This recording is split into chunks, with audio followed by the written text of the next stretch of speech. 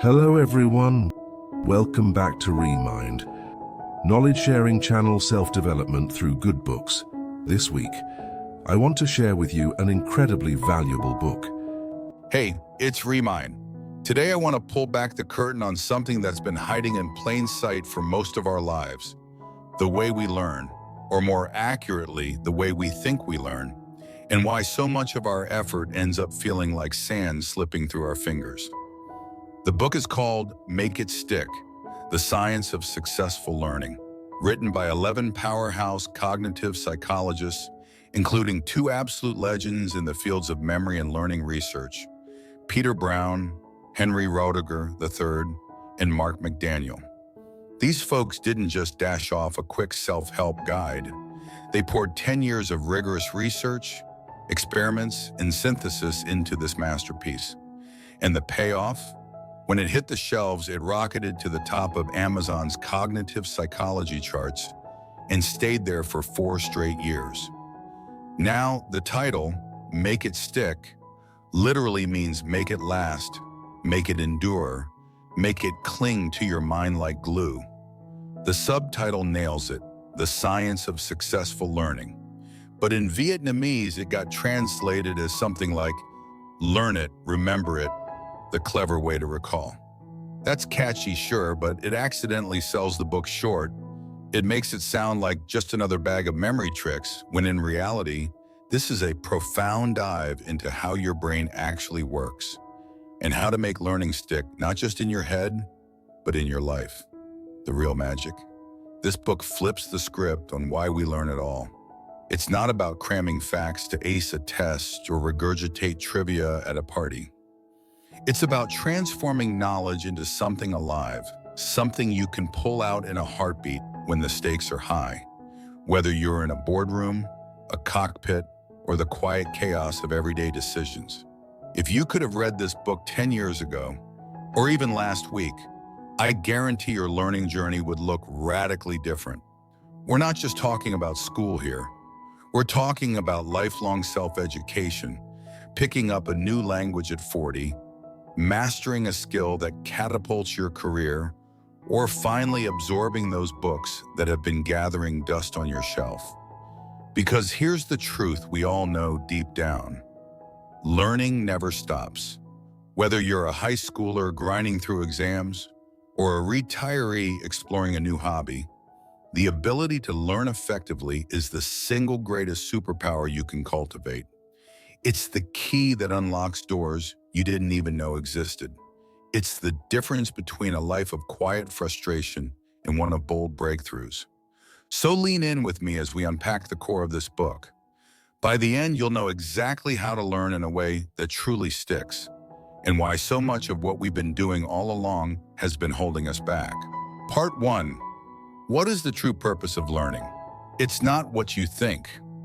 Let's start with a story from the book that hits like a thunderbolt, because it cuts right to the heart of why most of our learning falls flat.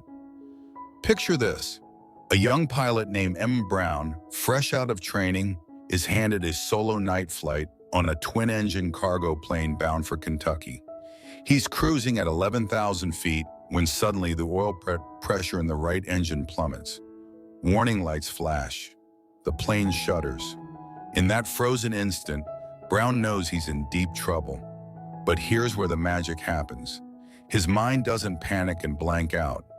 Instead, it surges with precise knowledge. If the engine fails completely, how long can the plane stay aloft? Will losing thrust on one side send it into a death spiral? He runs the mental calculations in seconds, then acts decisively. Shut down the right engine to prevent fire. Feather the propeller to minimize drag. Boost power to the left engine. Compensate with rudder and ailerons. 10 miles later, he spots a runway and lands safely. Crisis averted. Life saved. Now ask yourself, how many times have you learned something, crammed for a test, watched a tutorial, read a book, only to realize later that when you really needed it, the knowledge evaporated like morning dew? We learn in a fog, stuffing our brains with facts without ever asking, Will this be there when I need it most?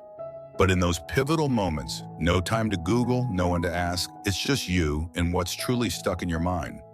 Sure, not every lesson is life or death like Brown's, but think about the doctor diagnosing a rare symptom in the ER, the engineer spotting a flaw in a bridge design before catastrophe, the parent talking their child through a meltdown with empathy they learned from a book years ago. The book argues, backed by decades of cognitive science, that the ultimate goal of learning isn't memorization. It's transformation, turning knowledge into automatic reflexes that kick in when you need them. An automatic reflex means, in the heat of the moment, you retrieve the right information fast and apply it flawlessly. If you can do that, you've truly learned. If not, all that knowledge is as useless as a library book you never open. This is the paradigm shift Make It Stick delivers. We chase input, more notes, more flashcards, more hours.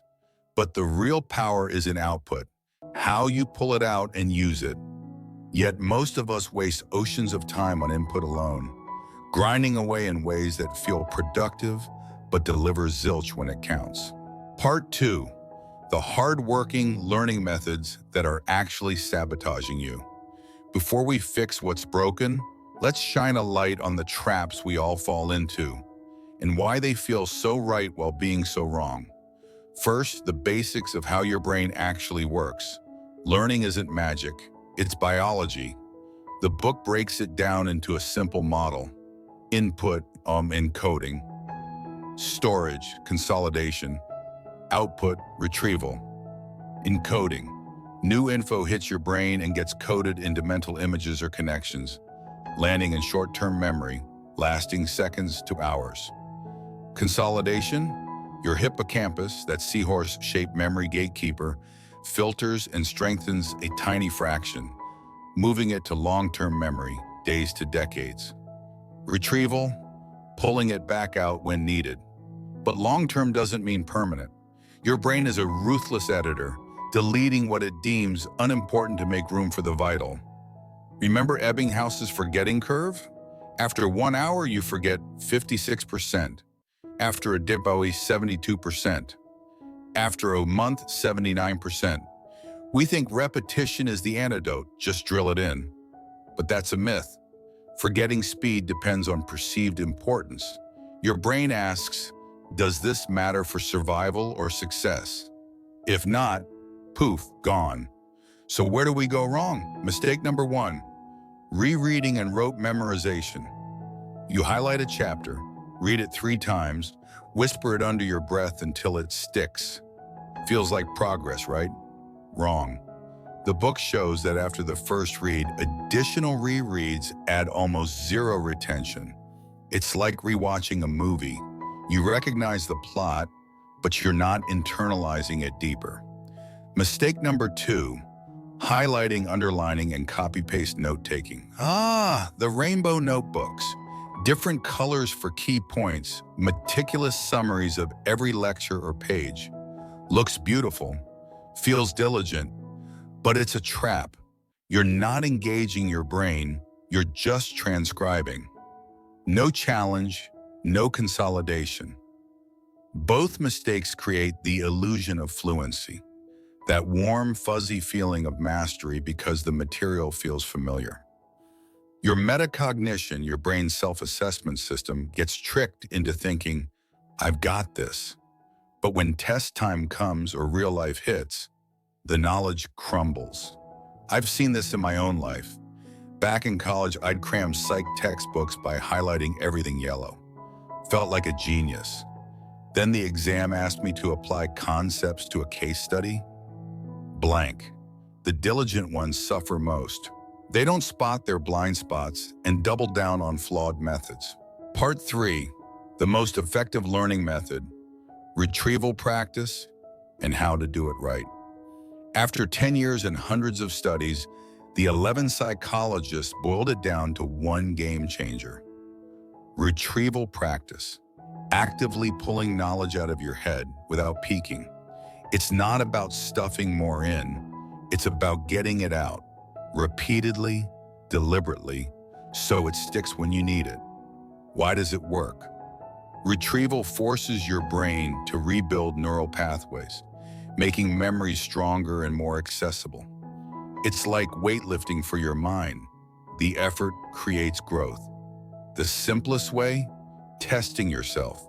Kids hate tests, adults dread them. But the book's experiments prove their gold. In a Columbia middle school study, one group reread material repeatedly. The other did frequent low-stakes quizzes. A month later, the quizzers scored A-round averages. The rereaders scraped C+. Testing isn't punishment, it's practice for life. The struggle is the point. Easy learning equals shallow learning. Hard learning equals lasting learning. 6 practical ways to retrieve right now. After a chapter, close the book and quiz yourself with open-ended questions. Summarize in your own words. No peeking. Mind map the whole book from memory. Connect new info to old plus invent your own examples. Teach it to someone else. Feynman technique. Apply immediately. Code that new algorithm. Speak that foreign phrase. No shortcuts. Don't retrieve with notes open. That's not practice. That's cheating your brain. Part 4. How to supercharge retrieval practice. Retrieval alone is powerful, but to make it elite, add desirable difficulty. The authors give 4 upgrades. Spaced retrieval. Spread it out. Cramming works short-term, but flops long-term. Space reviews. Today, in 2 days, a week, a month. Surgeon study. Space training beat mass by miles. Interleaved practice. Mixed topics in one session. Basketball drill. Alternating shots beat repetitive. Forces discrimination. Varied practice. Change conditions. Geometry test. Mixed problems beat grouped. 63% versus 20% retention. Builds adaptability. Repeated retrieval. Quiz often. Senior year breakthroughs. Constant testing. Final thought. This isn't new. Practice makes perfect, but we ignore it. Make it stick proves it with science, then hands you the keys. Learning is output, not input. Master retrieval and watch your life transform. Thanks for staying.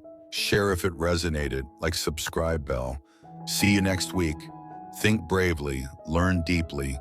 Your future self thanks you.